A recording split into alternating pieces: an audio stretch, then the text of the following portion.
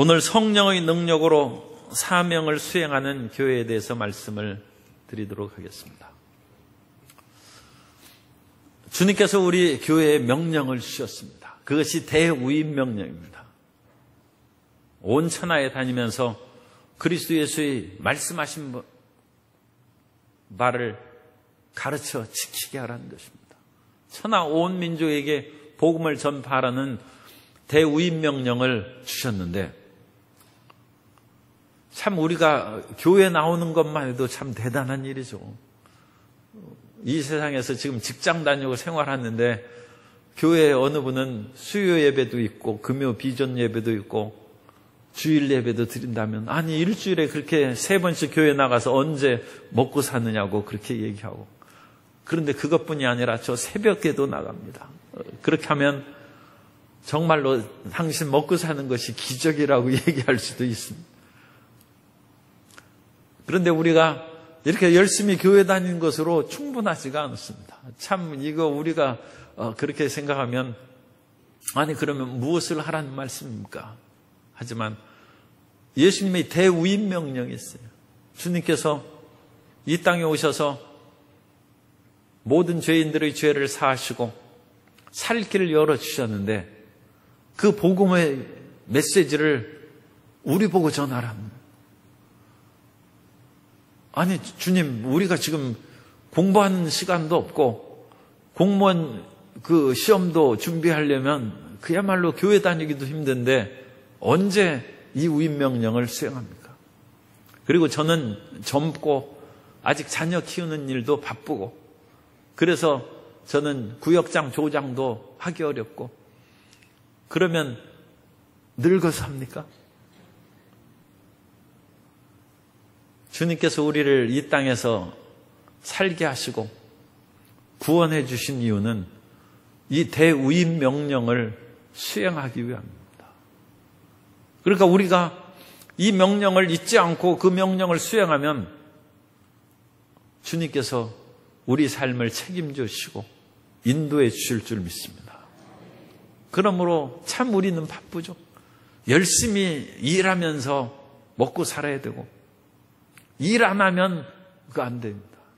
열심히 일을 하고, 그러면서도 열심히 또 복음 전파하는 일에 헌신해야 되니까 정말 우리는 일이 너무 많아요. 그래도 주님께서는 먼저 그 나라와 의를 구하라. 그래야면 이 모든 것을, 의식주의 모든 것을 너희에게 더하시리라고 약속하셨습니다. 그리고 우리가 너무 두렵고 놀랄 필요는 없어요. 왜냐하면 이 주님께서 주신 명령은 우리 힘으로 하는 것이 아니라 성령의 권능으로 행하기 때문입니다.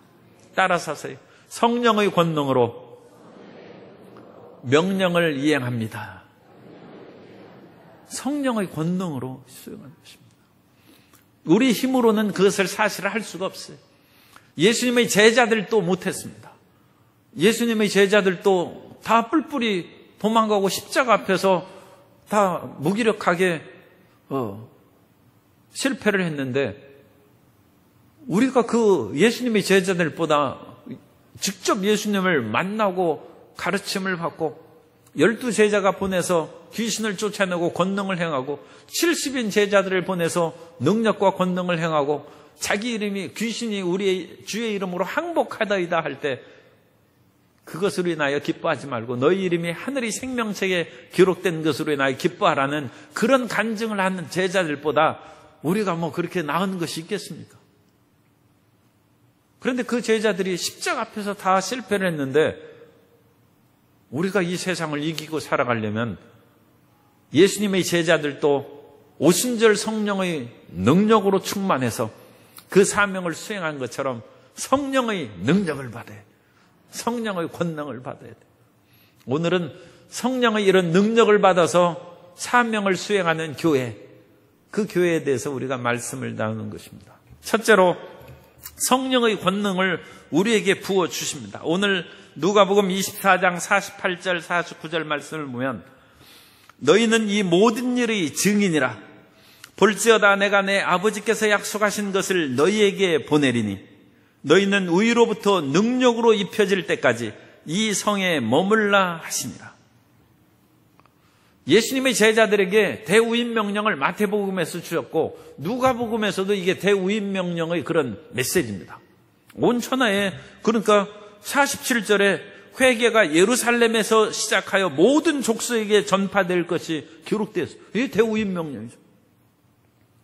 온 땅에 전파라는 것이 마태복음하고 누가복음하고 지금 문자적으로는 일치하지 않습니다만 같은 명령입니다. 그런데 그 명령을 수행하기 위해서 성령의 능력으로 덧입힐 때까지 이 성에 기도하고 기다리라는 것입니다. 오늘 우리가 예수님, 내가 내 앞가름도 하기가 어렵고 먹고 살기도 힘든데 주님이 어찌 합니까? 그것은 주의 종들에게 맡기고 나는 내 생활과 직장 생활에 나 잘할 수 있도록 도와주옵소서. 그렇게 이제 기도할 수 있어요. 그런데 그건 주의 종뿐 아니라 모든 하나님의 자녀들에게 주신 명령입니다. 주신 명령이고 우리가 그 사명을 수행할 수 있도록 성령께서 도와주신다. 그래서 성령이 임하신다. 그래서 성령이 임하시면 그 모든 일을 수행할 수 있는데 이 대우임 명령이 너무 어려운 데서 시작한 거예요. 예루살렘에서 시작하여 모든 족속에게 전파될 것이 기록되었습니다. 예루살렘은 지금 마치 불난짐이나 마찬가지예요.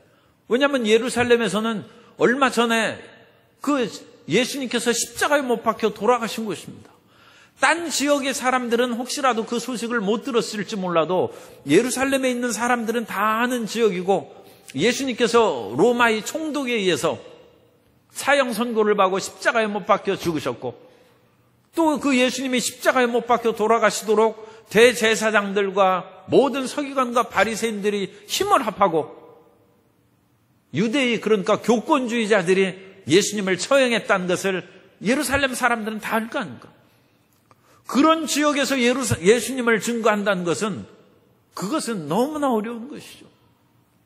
예수님에 대한 소식을 모르는 사람이 같으면 우리가 예수님에 대해서 전파할 수 있겠지만 그 당시 제자들이 생각하기로 아니 이 예수님을 십자가에 못 박혀주고 그 원수들이 득실거리는 그곳에서 그리스도를 증거하라는 것입니다. 참 예루살렘에서부터 온 유대와 사마리아와 땅끝까지 이르러 복음을 증거하라 그랬는데 그 예루살렘은 가장 어려운 것입니다. 그런데 하나님께서는 그곳에서부터 시작합니다. 그 가장 어려운 곳에서 어떻게 시작할 수 있느냐? 성령의 권능으로 덧입혀. 우리가 가장 복음 전파하기 어려운 것이 우리의 가정 아닙니까? 그러나 가정에서 부모님이 우리 전도를 듣고 믿으시든 안 믿으시든 먼저 부모님께 전해야죠. 자기 자식들에게 자식들이 부모님의 말을 듣고 전도에 그야말로 열매를 거둘지 안 거둘지 어려운 일이지만 그래도 자식들에게 먼저 전도해야죠. 그 예루살렘입니다. 예루살렘에서 복음을 증거하고 그리고 그 복음을 증거할 때 이전의 그런 그 부모나 자녀의 삶이 신뢰감이 많이 있어서 나는 아버지가 말씀하신 것은 무조건 믿습니다. 그런 효자와 그런 훌륭한 아버지가 있으면 얼마나 좋겠어요.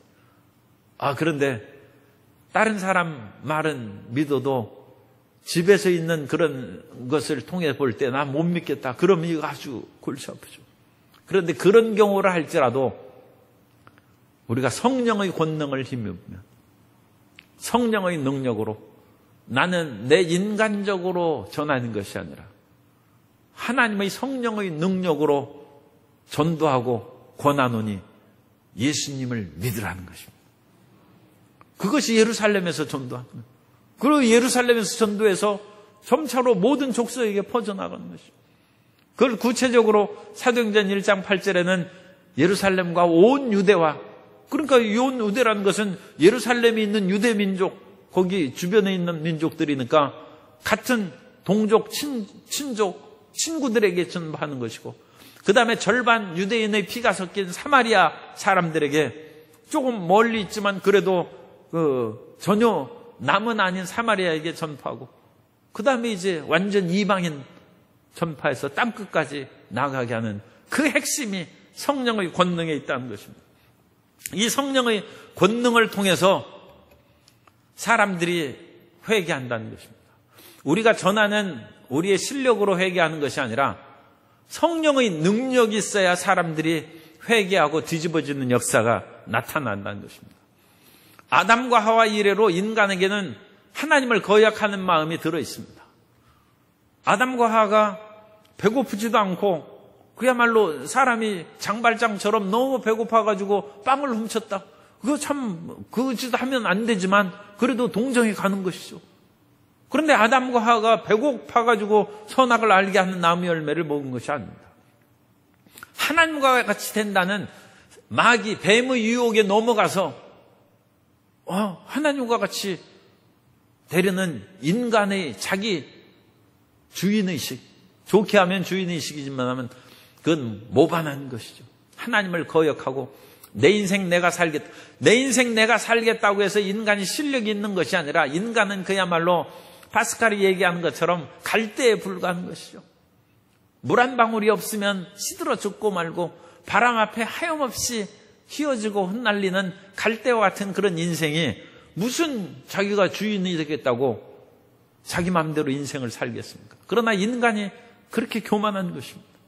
그래서 인간은 아담과 하와로 그와 같이 교만하고 회개를 안 하는 것입니다.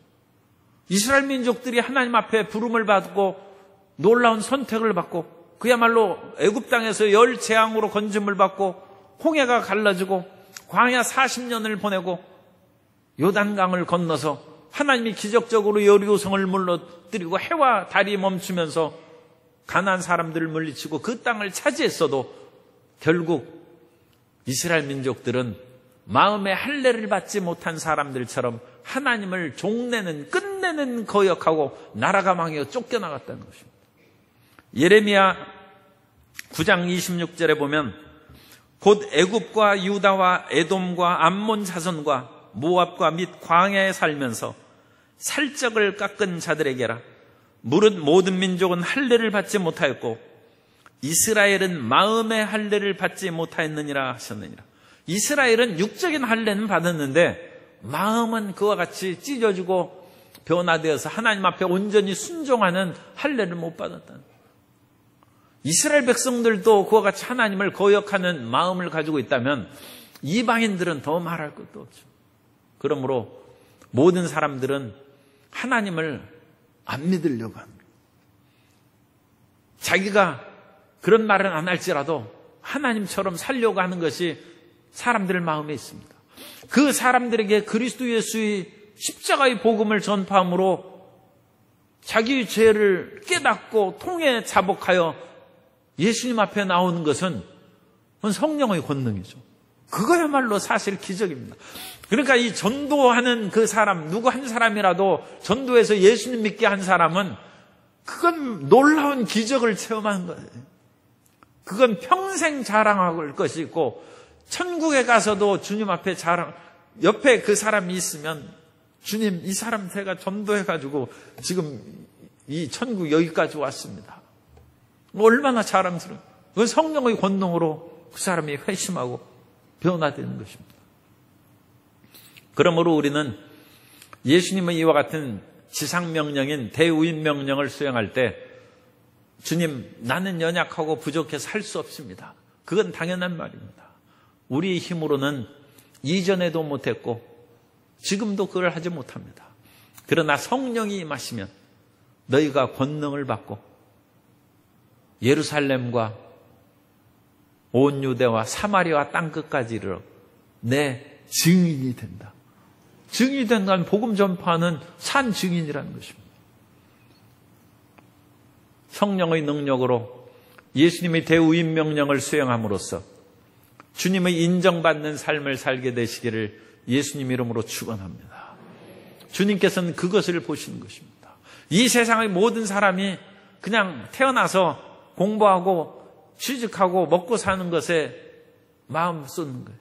그러나 그렇게 사는 사람 행복하게 잘 살고 출세도 하고 했지만 보면 요즘에는 신문도 잘 안 봐요. 그런데 신문에 이렇게 보면 부고가 제법 많이 나옵니다. 그래서 제가 부고를 그렇게 종종 보는데 대단한 분들이 신문에 부고를 내더라고요. 그런데 대부분은 제가 모르는 사람들이에요. 그건 제가 참 너무 그런 고위층에 대해서 제가 모르는 그런 낮은 그런 위치에 있어서 그런 것도 있지만, 그렇게 옛날에 장관하고 이런 얘기를 또 하면 그렇게 높은 고위층에 있는 사람들이 너무 많아가지고 그렇게 해서 돌아가셨다고 신문 나오고, 또 무슨 그룹의 어떤 회장이 어떻게 돌아가셨다고 하는데도 별거 없어요. 인생이 그렇게 열심히 살아도 남는 것이 없어요. 그러나 하나님 앞에서 그 대우임 명령을 수행하면 하나님 앞에서 남는 인생이 될 줄로 믿습니다. 그래서 우리가 항상 잊지 말아야 돼요. 나에게는 예수님께서 맡기신 명령이 있다.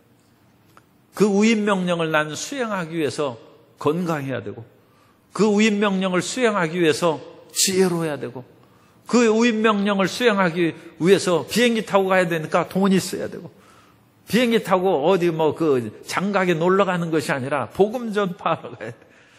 가는 길에 조금 구경하는 것은 괜찮을지 몰라도 사실은 하나님의 일을 행하면서 출장 가는 것이죠. 이 세상에서 우리가 행복을 누리는 것도 그것은 하나님께서 허락하십니다. 그러나 주님의 명령을 수행하는 그 첫 번째 사명을 잊지 않게 되시기를 바랍니다. 그래서 그 첫 번째 사명을 수행하는 그 마음의 그 준비와 각오는 성령의 권능이 있다는, 성령의 권능.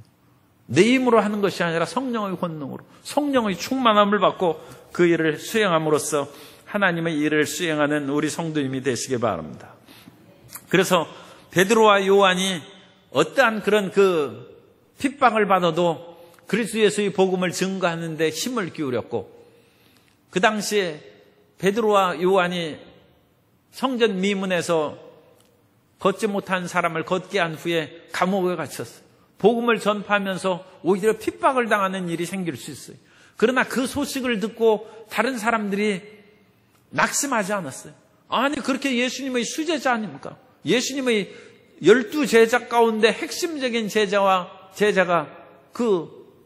베드로와 요한과 야고보인데, 베드로와 요한이 성전 미문에서 걷지 못한 사람을 고치고 그야말로 얼마나 좋은 일을 했습니까? 얼마나 위대한 하나님의 능력을 나타냈습니까? 그런데 감옥에 갇혔어요. 그런데도 그 소식을 들은 일반 예루살렘 성도들이 조금도 낙심하지 아니하고 오히려 하나님 앞에 부르짖어 기도했습니다.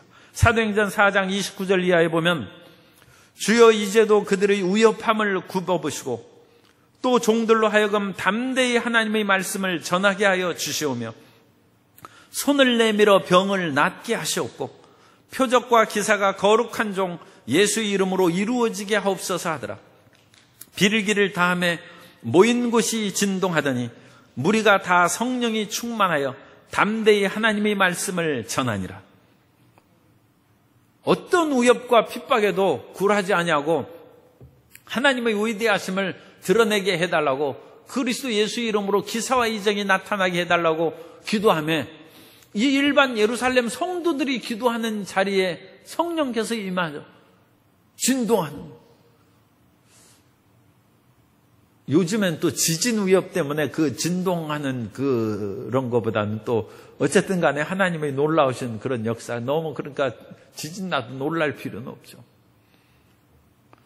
일본에서 선교할 때 자다가 막 하면 흔들거려요. 하나님이 피곤하시니까 마사지를 해주시나 하고, 난 처음에는 별로 생각을 안 했어요. 그런데 그게 지진이더라고요. 그거 수시로 움직여요. 그래가지고 거기 사는 사람들은 지진에 노이로제 걸렸는데, 나는 처음에 그게 그냥 괜찮더라고요. 가끔씩 움직이고 그러니까 몸 마사지도 되고 그래가지고 신경을 안 썼어요. 그런데 두려워하기 시작하면 한이 없죠.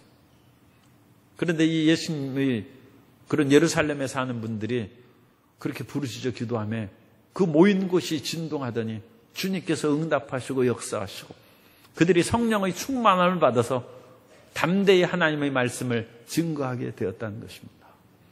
오늘 우리가 이 하나님의 위임 명령을 받을 때 전혀 두려워하지 마십시오. 성령의 권능이 임하면 행할 수 있습니다. 주여 저에게 성령의 능력을 덧입혀 주옵소서. 하늘의 권능을 입혀 주옵소서.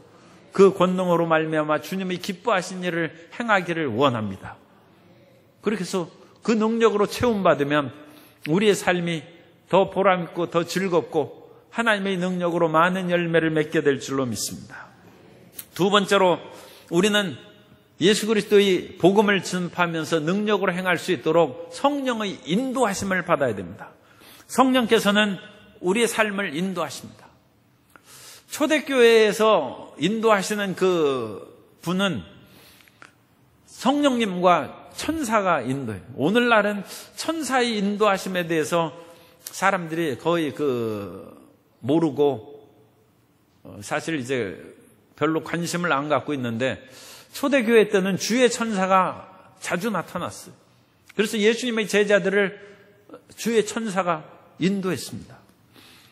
사도행전 5장 19절 이하에 보면 주의 사자가 밤에 옥문을 열고 끌어내 이르되 가서 성전에 서서 이 생명의 말씀을 다 백성에게 말하라 하며, 그래서 베드로가 감옥에 붙잡혔을 때도 주의 천사가 나타났어요.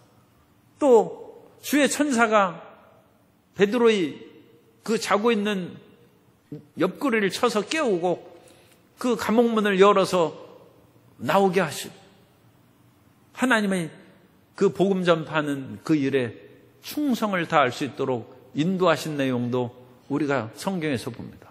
천사가 나타나는 것이죠. 사도행전 8장 26절에 보면 빌립에게도 천사가 나타났어요. 주의 천사가 빌립에게 말하여 이르되 일어나서 남쪽으로 향하여 예루살렘에서 가사로 내려가는 길까지 가라 하니 그 길은 광야라.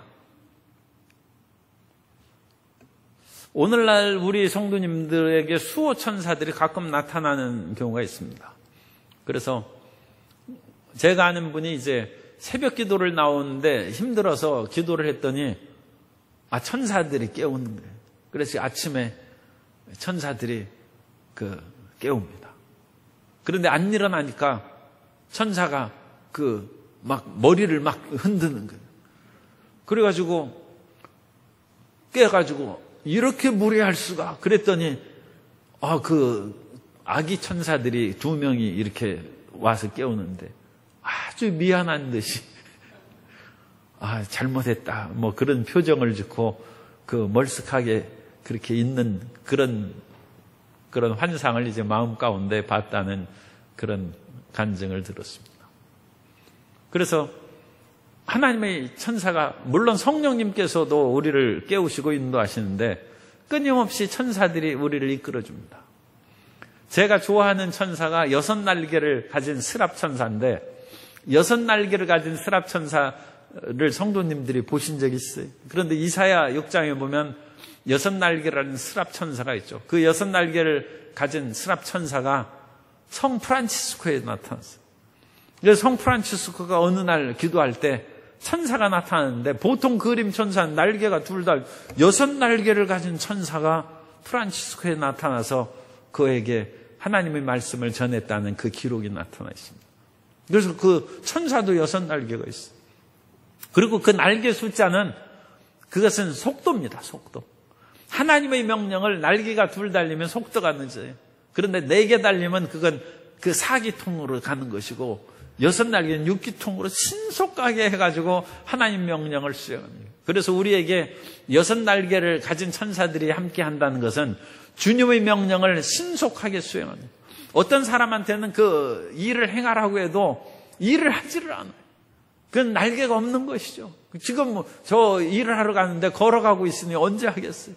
그런데 날개가 2 달린 천사를 가진 수호 천사를 가진 사람은 자전거 타고 가는 그런 식이죠. 그래가지고 조금 빠르게 가고 4날개가 가는 것은 자동차로 쫙 가는 것이죠. 그래서 우리가 하나님의 일을 신속하게, 주님의 어떤 명령이 우리 삶 가운데 있을 때 명령을 신속하게 수행하는 그런 믿음과 순종을 하면 나에게는 두 날개, 네 날개의 천사가 있는가 보다. 그렇게 이제 생각하실 수 있습니다. 그래서 이 주의 사자들이 나타나서 인도하시는 거예요. 그리고 성령님께서도 초대교회에서는 직접 예수님의 제자들에게 그 앞길을 인도하시고 지도하셨습니다. 사도행전 10장 19절, 사도행전 8장 29절에 보면 성령이 빌립더러 이르시되 이 수레로 가까이 나아가라. 이디오피아의 그 환관에게 하신 그 가까이 나아가라는 말씀입니다. 그래서 성령께서 그 빌립을 인도하죠. 그러니까 이 빌립은 천사의 인도도 받고 성령의 인도도 함을 받는 것이 그 사도행전 8장에 그렇게 나와 있습니다. 베드로가 요빠에서 환상을 봅니다. 그래서 기도하러 나갔는데 환상을 보니까 이 유대인들이 먹지 못할 그런 온갖 그 짐승들이 그 담긴 보자기가 하늘에서 내려오는데 이 잡아먹으라고 하는데 나 이런 거 안 먹습니다. 그래서 그 환상을 3번 보고 희한하다, 이게 무슨 환상일까 할 때 사도행전 10장 19절 이하에 보면 베드로가 그 환상에 대하여 생각할 때 성령께서 그에게 말씀하시되 두 사람이 너를 찾으니 일어나 내려가 의심하지 말고 함께 가라. 내가 그들을 보내었느니라 하시니. 성령께서 말씀하십니다. 그러니까 우리 삶 가운데 성령께서 말씀하시고 또 천사들이 나타난 것을 이상하게 생각할 것이 없어요. 하나님께서 우리를 인도하시는 것입니다. 그래서 하나님께서 우리를 인도하시면 그 길이 열리는 것입니다. 이디오피아의 그 사람들에게 어찌 복음이 전파되겠어요? 그러나 성령께서 인도하시면 그 길이 열리는 것이고, 베드로가 고넬료와 같은 이방인입니다. 완전히 그 이탈리아 군대의 그런 백부장이며, 그러니까 어느 정도 그 세력과 권세를 가지고 있는 사람이고 교만할 수 있죠. 더군다나 하나님에서 알지 못할 이방인인데, 이방인의 그런 어떤 가증한 짐승으로 상징된 그런 이방일지라도 이제는 하나님 안에서 정결하게 됐다는 것입니다. 그래서 그 사람에게 복음을 전파하러 나갈 때 성령께서 가라는 것입니다. 성령께서 가라 하시면 전도가 되는 거예요. 성령께서 저 사람에게 전도하라, 우리 마음 가운데 말씀하시면 열매를 맺게 될 줄로 믿습니다. 그 베드로가 그래서 그 지역으로 갔어요. 그리고 고넬료 집에 가서 그 사람이 원하니까, 그래, 그러면 내가 말씀은 들려줄 수 있다. 그리고 말씀을 증거해 주는 거죠. 그런데 희한하게 베드로가 설교를 다 끝내기도 전에 성령이 임하시더라. 성령이, 눈에 보이게 성령이 임하는 것은 그 성경에 그 고넬료 집에서는 없죠. 예수님의 침례일 때는 눈에 보이게 비둘기같이 성령이 임했는데 고넬료 집안에서는 그런 표현은 없습니다. 그러니까 성령이 임하는 것을 봤다는 것은 방언을 말하는 것이죠. 방언을 말하는. 그러니까 성령이 임한 것을 베드로가 틀림없이 그것으로 확인했으므로 침례도 주었다는 것이죠. 그래서 예수님을 믿고 회개시키고 침례까지 주는 침례 교인으로 만든. 성령께서 인도하시면 예수님의 명령을 수행할 수 있습니다. 예수님의 대우임 명령은 무거운 것이 아닙니다. 우리의 힘으로는 할 수가 없는 것입니다.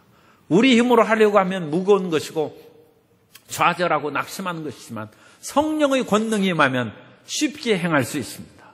그리고 성령과 더불어 동행하니까 우리가 얼마나 신나게 전도하고 하나님 명령을 수행하는 기쁨을 누리게 되는지 모릅니다. 또한 사도행전 13장 2절에 보면 주를 섬겨 금식할 때 성령이 이르시되 내가 불러 시키는 일을 위하여 바나바와 사울을 따로 세우라 하시니, 성령께서 선교를 하신다. 물론 전도와 선교가 뭐 같은 것으로 얘기할 수 있습니다. 그러나 어쨌든 다른 문화권에 전도하는 것을 흔히 선교라고 그렇게 얘기를 했습니다. 그러나 오늘날에는 우리 한국 내에도 다문화 가정들과 이 여러 사회의 복잡한 양상이 있기 때문에 이 한국 사회에서도 이제는 선교라고 해도 됩니다. 우리가 모든 사람들에게 선교한다. 그래서 우리가 동질 문화권을 벗어나서 이 안에도 상당히 다른 그런 이질적인 문화를 가진 사람들이 그렇게 많이 살고 있습니다. 그래서 선교를 하는 거예요. 그런데 그 선교의 일을 위해서 성령께서 바나바와 사울을 따로 세우고 기름 부은다. 성령의 음성에 순종하시기를 바랍니다. 성령의 인도하심을 받기를 바랍니다. 그런데 성령의 인도하심을 받을 때 우리가 항상 끼어있고 열심히 기도해야지, 그것을 잘 이해 못할 때가 종종 많이 있어요. 그 위대한 사도 바울도 아시아에서 복음을 증거하란 사도 바울이 선교 계획을 세우고 떠나야지 무작정 떠나서 되겠어요? 그러니까 선교 일정에 대해서 지금의 터키, 아시아라는 것은 지금의 터키 서쪽 해안 지역입니다. 지중해 연안 해안 지역인데, 사도 바울이 고향이 길리기아 다소인데, 길리기아는 터키의 그런 동남 쪽에 있어요. 동남 쪽에 있는 다소 사람입니다. 그러니까 바울은 원래 터키 사람이에요. 터키 사람이고, 시민은 로마 시민권을 가지고 있고, 혈통적으로는 유대인이고, 그러니까 이 사도 바울이 이제 복잡한 것이죠. 그죠? 혈통적으로는 유대인이고, 터키에서 살면서 로마 시민권을 가지고 있으니까 정말로 다문화권에서 살아가고 있는 바울이죠. 그러니까 이 터키 지역에서 잘 안다고 할 수 있어요. 그 잘 아는 사도 바울이 복음을 증거하러 가는데, 사도 바울이 그와 같이 넉넉한 생활도 아닙니다. 선교 자금이 풍부한 것도 아니에요. 그 장막을 기워서 선교비를 마련하면서 자비랑 선교를 했는데, 얼마나 차 한 편 그 당시 하면 이 나귀를 주로 타고, 노새를 타고 다녔으니까 그것을 타고 다니는 비용이 얼마, 걸어 다녀서 어떻게 하고, 여관에 머물고 밥은 어떻게 먹고, 그거 자기 돈 계산할 거 아닙니까? 그러면서 아시아 지역의 선교를 시작했는데 성령께서 막으신다. 사도행전 16장 6절에 보면, 성령이 아시아에서 말씀을 전하지 못하게 하시거늘 그들이 부르기아와 갈라디아 땅으로 다녀가. 사도 바울이 이 지역에서 여러 번 선교에 실패했습니다. 아시아 지역에서 복음을 전파하는데 예수의 영이 허락하지 않아요. 성령이라고도 했다가 예수의 영이라고 했어요. 그러니까 우리가 우리의 선교 계획을 잘 세우고 어떤 일을 행하는데 그게 어긋날 때가 있어요. 사람은 열심히 기도하고 자기가 계획을 세우는데 기도를 좀 더 했어야 되는데, 아니면 그런 인간의 부족함을 통하여 더 깊은 하나님의 은혜를 깨닫게 하시려는 하나님의 섭리가 있다고 할 수 있어요. 사도 바울도 또 혼자 기도한 것도 아닙니다. 사도 바울이 동역자들과 함께 지금 선교 여행을 하는 것이죠. 그런데도 실패했다는 거예요. 실패. 그래가지고 사도 바울이 밤을 만났어요. 그건 성령의 계시와 또 자기 믿음의 그런 방향이 혼돈하게 되고 어둡게 된 상황을 말합니다. 우리는 가끔 그런 밤을 만날 때가 있어요. 주님, 제가 열심히 예배도 참석하고 그야말로 끊임없이 기도도 하고 주님께 마음과 뜻을 다 바치는 세상으로 향한 마음이 없는데 어찌 제게 밤이 옵니까? 사도 바울이 그렇죠. 사도 바울이 지금 세상에 마음이 빼앗겨서 밤이 온 것이 아니죠. 열심히 복음 전도하고 힘을 기울인데도 어려움이 당했다는 거죠. 그러나 그 밤에 하나님께서 마케도니아인의 환상을 보여주시고 그리스로 건너가게 하셔서 그리스의 복음을 증거하게 하시고 나중에 아시아 지역에서 복음을 증거하게 하셨습니다. 하나님의 계획이 틀린 것이죠. 우리 인생의 계획과 하나님의 계획이 틀릴 수가 있어요. 그리고 사도 바울은 그 아시아 지역에 있는 에베소 지역에서 그냥 지나가면서 복음을 전파하려고 생각했을 것입니다. 처음에 이 선교 계획에서는. 그런데 하나님께서는 마케도니아에서 복음을 증거하고 다시 아시아로 돌아와서 에베소에서 무려 2년 동안 두란노 서원에서 2년 동안 복음을 증거했어요. 사도행전 19장 10절 이하에 보면 두 해 동안 이같이 하니 아시아에 사는 자는 유대인이나 헬라인이나 다 주의 말씀을 듣더라. 하나님이 바울의 손으로 놀라운 능력을 행하게 하시니 심지어 사람들이 바울의 몸에서 손수건이나 앞치마를 가져다가 병든 사람에게 얹으면 그 병이 떠나고 악기도 나가더라.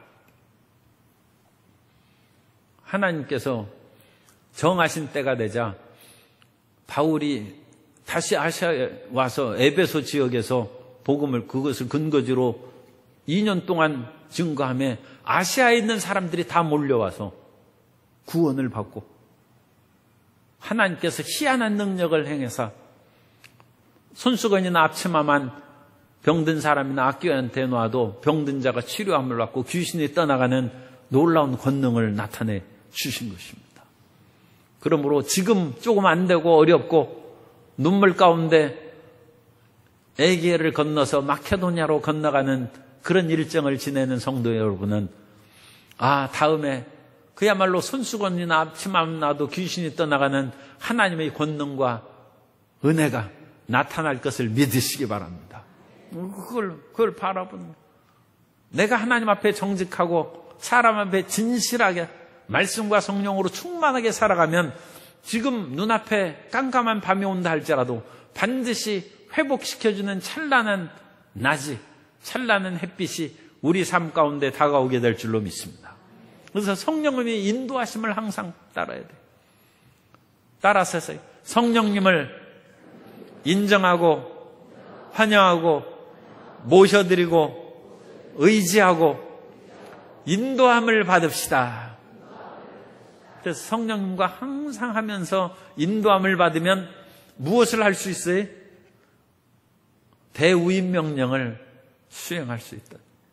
그게 목표예요. 성령의 인도함을 받아가지고 참 이 얘기하기가 좀 거북스러운데 성령의 인도함을 받아서 우리가 출세하고 부귀영화를 누리는 그런 일도 있어요. 그런데 그것이 첫째 목적이 아니고 대우임 명령을 수행하는. 그리고 대우임 명령을 수행하다 보면 하나님께서 사람마다 부귀영화도 주시고 우리 삶에 놀라운 성공도 그건 덤입니다. 그것도 더하여 주실 줄 믿습니다. 세 번째로는 우리가 예수님의 대우임 명령을 수행할 때 복음 전파의 초자연적 현상이 나타납니다. 그래서 성령의 위대한 역사로 말미암아 초자연적 현상이라고 그렇게 표현했습니다만 기적이 나타난다는 기적이. 그래서 우리는 예수님을 증거할 때마다 기적이 나타날 것을 기대해야 됩니다. 기적이. 오늘날에는 기적을 잘 기대하지 않고 기적이 나타난 것을 이상하고 또 뭔가 그 잘못된 신앙처럼 여기는 사람들이 가끔 있는데 그렇지 않습니다. 성경은 기적투성입니다. 성경은 하나님께서 임하시는 그 모든 역사가 기적으로 나타나는 것입니다. 그러므로 우리 안에 성령이 거하시고 성령의 권능으로 성령의 인도하심을 받으면 당연히 기적이 나타나게 될 줄로 믿습니다.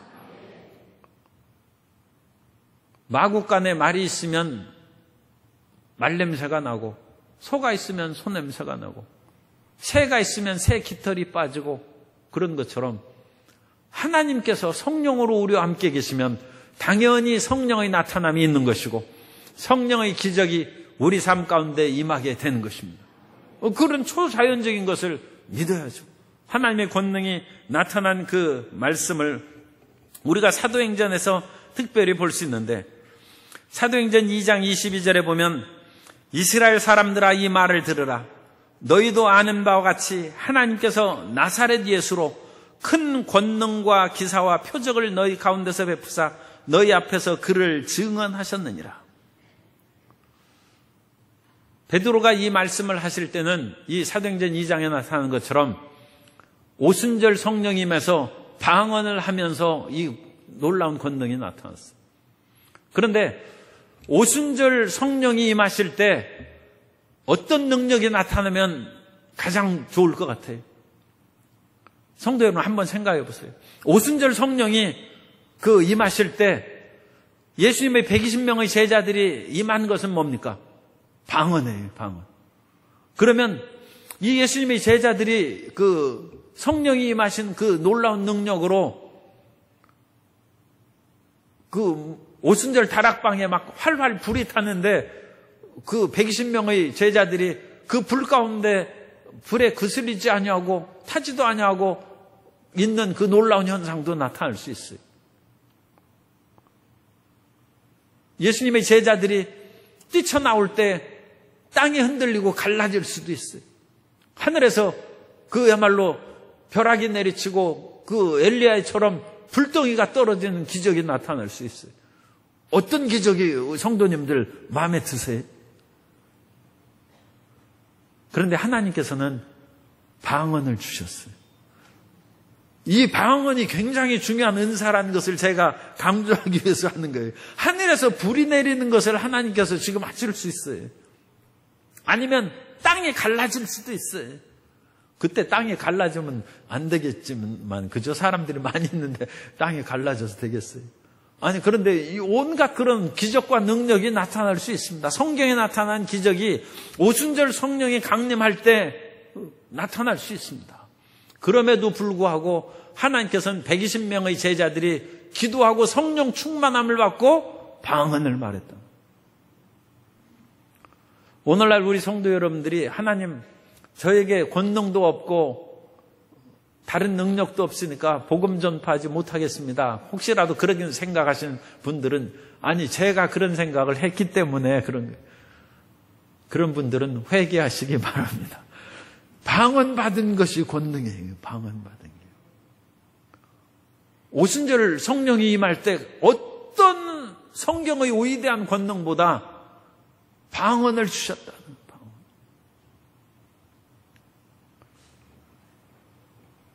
빌립이, 스데반과 빌립 7 집사들이 이제 예루살렘에 있는 그 헬라파 과거부들이 구제에 빠지는 것으로 인하여 원망하자 사도들이, 그러면 구제하는 것은 7 집사들을 피택해서 그 일을 맡기자. 그래서 이제 교회의 그 조직이 발전되는 모습을 보여주는데, 그때 스데반과 빌립이 있습니다. 그런데 스데반과 빌립이 성령 충만했다고 했어요. 그런데 성령이 충만하여 담대히 말씀을 증거하다가 스데반은 먼저 순교했어요. 그래서 이 모든 제자들이 뿔뿔이 흩어졌는데, 빌립도 성령 충만한 사람이죠. 사마리아에 가서 얼마나 놀라운 그런 기적을 행했는지 사도행전 8장 6절 이하에 보면, 무리가 빌립의 말도 듣고 행하는 표적도 보고 한 마음으로 그가 하는 말을 따르더라. 많은 사람에게 붙었던 더러운 귀신들이 크게 소리를 지르며 나가고 또 많은 중풍병자와 못 걷는 사람이 나으니, 빌립이 가서 귀신 쫓아내고 중풍병자와 못 걷는 사람이 일어나서 그야말로 휠체어에 타고 온 사람, 그 당시에는 그게 없었어요. 어쨌든 못 걷는 사람들이 그냥 다 일어나고 그랬어요. 얼마나 대단한 기적이 일어났는지 몰라요. 그런데 어떤 기적이 안 일어났어요?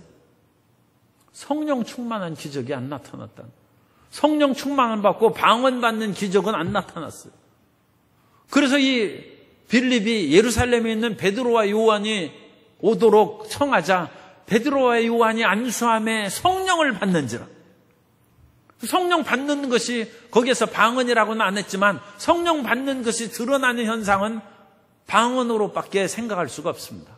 그때 그 장에 자칭 큰 자라는 마술쟁이 시몬이 그걸 보고 놀라서, 이 시몬도 이전에 좀 병도 고치고 어떤 일도 행했던 것 같습니다.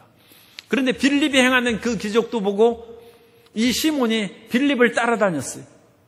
그런데 빌립 보고 그 권능을 달라고 요청하지는 않았습니다. 그런데 베드로와 요한이 안수하여 성령 받는 것을 보고 그 시몬이, 마술쟁이가, 내가 돈을 줄 테니까 이 권능을 내게도 달라고 했습니다. 그래가지고 베드로의 책망을 받는 내용이 연결되어 있습니다. 방언은 위대한 하나님의 선물입니다. 그러므로 방언을 받은 사람은 우리가 알게 모르게 귀신이 떠나고, 방언을 받은 사람은 놀라운 권능이 일어난 것을 믿으시기 바랍니다. 방언의 은사를 받는 사람은 천사의 인도함을 받고 성령의 인도하심을 받는 것입니다. 지금 사도행전에 나타나는 가장 탁월한 은사가 방언으로 나타나. 요즘에 방언을 그렇게 없이 여기고 그거에서 무슨 큰 유익이 있느냐. 그런데 예수님께서 마가복음에서 믿는 자들에게는 이런 표적이 따르니 저희가 내 이름으로 귀신을 쫓아내고 새 방언을 말하고, 뱀을 짚고 그런 거는 할 필요 없어요. 뱀 집어서 뭐 하겠어요. 그죠? 그 무슨 독을 마실지라도 해를 입지 아니하고 병든 자에게 손을 얹은 즉 나으리라. 병든 자에게 손을 얹고 낫는 것은 중요한 은사죠. 그런데 귀신을 쫓고 방언 말하는 거예요. 그럼 귀신 쫓고 방언 말하고 병든 자에게 손을 얹은 적 나는 이 놀라운 3대 치유의 그런 역사가 이 방언 가운데 들어있는 방언. 그러니까 방언 은사를 받은 사람은 성령의 권능이 임하는 것이고, 성령의 권능이 임하면 대우임 명령을 수행할 수 있는 자격이 있는 것입니다. 그러므로 방언을 받으신 분은 그 감사하고 주님께 더 이 방언을 갈고 닦아가지고 더 유창하고 힘차고 능력 있는 방언을 말하게 되시기를 예수님의 이름으로 축원합니다. 그리고 방언을 받지 못한 분은 열심히 기도해서 이번에 금식 기도에 가서 방언 달라고 기도해서 성령 충만함을 받고 오살리 기도원 가서 다 방언 받게 되시기를 예수님의 이름으로 축원합니다. 주님께 기도하고 구하면 방언을 주십니다. 그리고 우리 순복음교회에서는 하나님께서 방언 주시기로 그렇게 작정하고 계신 줄 믿습니다. 그러니까 혹시 안 받으신 분은 그건 하나님께서 또 특이하게 이 순복음교회에서 사역할 수 있도록 은사를 주셨으니까 낙심하지 마시고, 그러나 순복음교회는 다 방언을 해야 돼요. 못 받은 분은 특이한 분이고 특별한 사랑을 또 받는 분이고, 그래서 이 방언이 능력과 권능의 나타납니다. 그리고 그 방언의 능력과 권능이 우리 삶 가운데 또 이 시간이 됐군요. 그래서 나타날 때 한 가지만 제가 말씀을 드리겠습니다. 그러면 그것이 이루어질 때까지 우리가 어떻게 생활하느냐? 성경에서 능력과 권능이 나타난 그 일과 아울러 사도행전 6장에 나오는 구제의 일이 나와 있습니다. 그래서 초대교회는 권능과 구제입니다. 예수 그리스도의 복음 전파와 구제입니다. 그래서 예수님께서는 병들고 아픈 사람을 찾아가고 헐벗은 사람에게 옷을 입히고 줄이고 목마른 사람에게 먹이고 물을 주라고 했습니다. 그리고 지극히 작은 사람에게 한 것이 곧 내게 한 것이라고 했습니다. 우리가 능력과 권능을 추구하면서 그것이 우리 삶 가운데 금방 나타나면 좋은데, 방언을 구했는데 그것이 나타나지 않는 분은 계속 기도하면서 이 예수님의 구제, 가난하고 힘든 사람을 돌보는 사역을 행하면 주님께서 때가 되면 권능을 주십니다.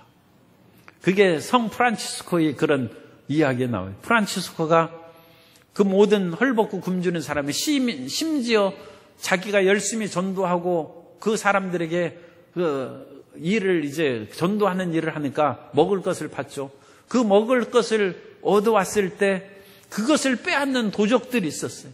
그 도적들한테도 저 사람이 얼마나 먹을 것이 없어서 이것까지 빼앗아 갔느냐, 그거 해서 주었어요. 그런 사랑을 베풀고 하는 가운데 프란치스코에서 능력이 나타나기 시작합니다. 그래서 프란치스코가 안아주면 나병 환자가 낫고, 그 당시에는 늑대가 많아가지고 늑대들이 짐승을 습격하고 사람들도 물고 그랬어요. 그래가지고 늑대 소굴에 이 프란치스코가 혼자 찾아갔어요. 그래서 늑대 형제들아, 너희가 어찌 이리 나쁜 짓을 하느냐 하니까 늑대들이 다 고개를 숙이고, 그래가지고 늑대들한테 그 조금씩 먹을 것을 던져줘가지고 짐승 잡아먹지 못하게 하는 기적이 나타났다. 물론 그 사실의 그런 그 신빙성 여부보다 중요한 것은 프란치스코에게 처음부터 권능이 나타난 것이 아니라 주님을 위하여 그와 같이 헌신하고 열심히 살아가니까 하나님이 능력을 더해 주시고, 그래서 프란치스코는 기적의 성자예요. 우리 성도 여러분, 주님께서 우리 모든 성도님들에게 대단한 사명을 맡기셨습니다. 예수님께서 대우임 명령을 주셨습니다. 그것은 내 힘으로 하는 것이 아니라 성령의 권능으로 행하는 거예요. 그런데 성령의 권능이 없으면 나 일 안 하겠습니다, 그렇게 하지 말고 프란치스코처럼 주님의 말씀을 준행하고 사람들을 돌보다 보면 주님께서 큰 능력으로 우리를 채워주실 줄 믿습니다. 그래서 권능으로 위임명령을 수행하는 주님의 자녀들이 되시기를 예수님 이름으로 축원합니다.